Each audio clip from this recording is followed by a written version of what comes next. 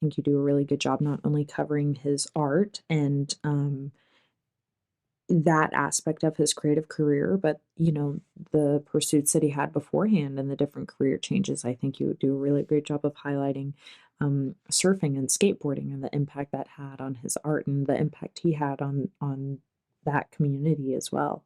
I think you do a really great job at looking at the people he's impacted and those who had relationships with him and building upon that and allowing the audience to further build this connection with this artist while informing him about his past as well. You really humanize him in a way that's really good for a personal documentary like this.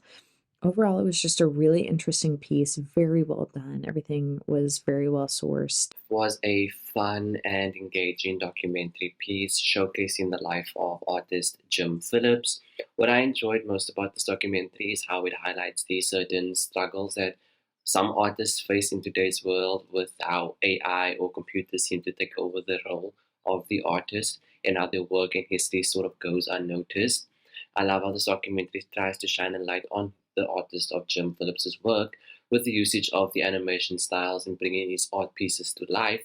The animation styling were pretty great. Like they felt very much like the 2016 film Middle School: The Worst Years of My Life, which really encapsulates the story and the work of Jim Phillips.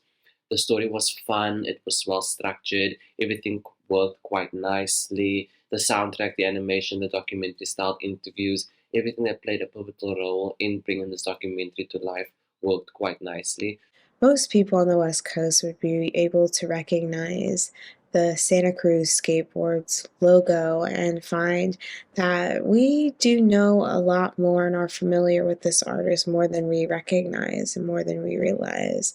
And as we dive deeper into his space and get a bigger lens on his world, we are immediately enthralled and enthused with the his life that he has created for himself.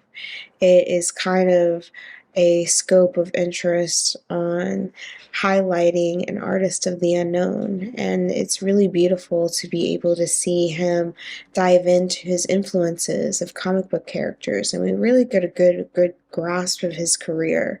The animations are incredible, and wow, like just the intricacies within this piece are so engaging and definitely brings the audience in. I think someone who could be interested in art, someone who's interested in the skate punk scene, or even just um, California history and the influence of all of these worlds shaping and shifting together. You really see the influence on his designs to, he even makes a comment of how a skateboard was made and how he would make a suggestion that is now on skateboards everywhere now. Um, I think you get a really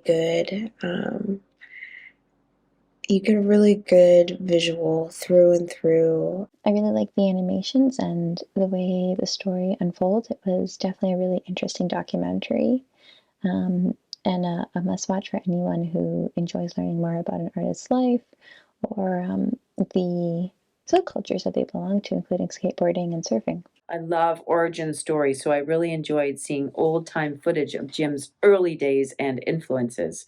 I also enjoyed the surfing and skateboarding footage. The film does an excellent job touching on the milestones in Jim's life, his career ups and downs, and his various jobs and corporate transitions, and the stories of his colleagues, friends, and family.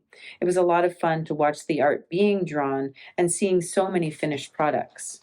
I love the soundtrack too, it was so entertaining.